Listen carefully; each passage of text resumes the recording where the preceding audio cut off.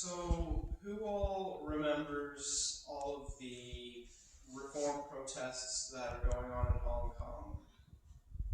Well, in actuality, in reality, they've been going on since the early 80s, 90s, and the Chinese government just kind of sweeps it under the rug. The whole Tiananmen Square, it never happened according to the Chinese government. Which is what I wanted to talk about today, because the government's censorship of whatever they see fit has become a major problem nowadays in all sorts of countries. We're looking at Hungary, Pakistan, Turkey, Russia, even our own country, the United States, has a lot of problems with censorship. I personally, as a citizen of the United States, see a problem with the government basically just taking over whatever sort of idea I would want to think, and they're just going to say that I can't think that, and then they're going to try and take that away, which is unconstitutional. So, government censorship is where the government will take an idea that they aren't very fond of, something that goes against what they believe or what they want to happen, and they'll try and cut it out in some way. So let's look at how governments will take advantage of this and how they will use certain methods to get rid of whatever they need to. In Turkey, a government organization was given the supreme authority to take over and nullify whatever news broadcast, whatever reporter, journalist, anything that they found was disruptive to the public order or was a matter of public security would be taken out. This causes problems because clearly, if it's up to the government's discretion, they could say nearly anything is a problem and needs to be taken care of. Anything that goes against policy, anything that goes against beliefs, it could all be gone. In Russia, Vladimir Putin is doing a really similar thing. He's taking out a lot of foreign advertisements and taking out funding, just trying to get rid of them so that it's only broadcasting what he wants them to. And both of these countries, and like I said before, Pakistan and Hungary, they're all using both indirect methods of like cutting off funding to direct methods of just straight up violence. And it's becoming more and more evident as time goes on that it's really not a good practice to be having.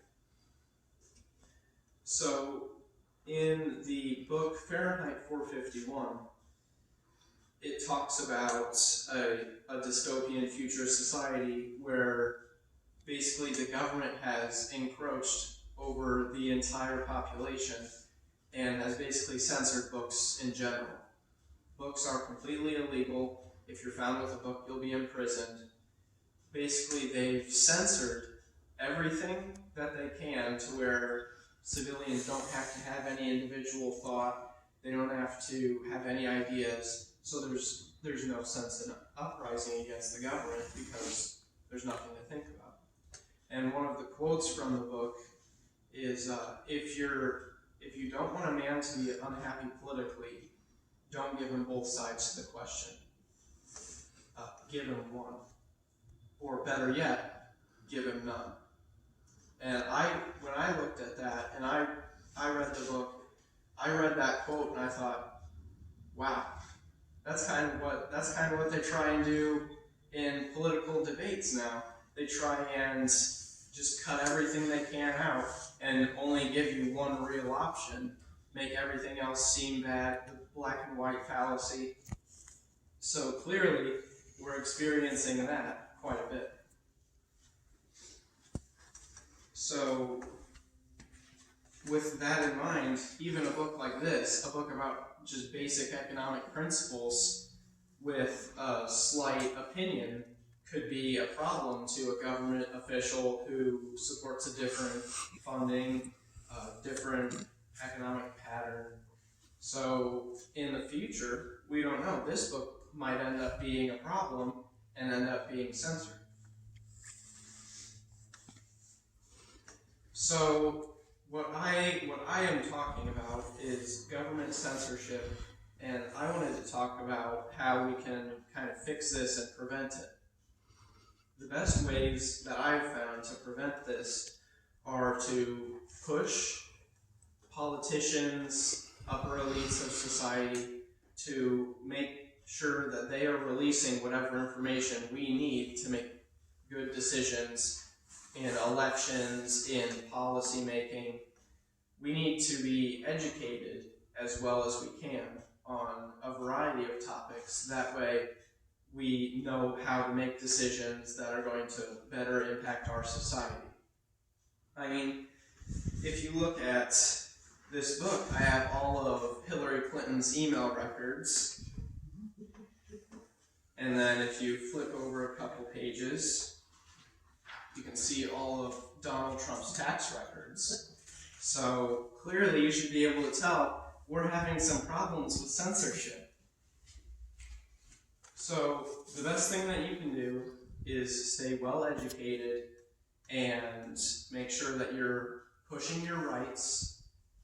And next time you look at a book or pick something up, just think to yourself, is this what is going to be legal in the future?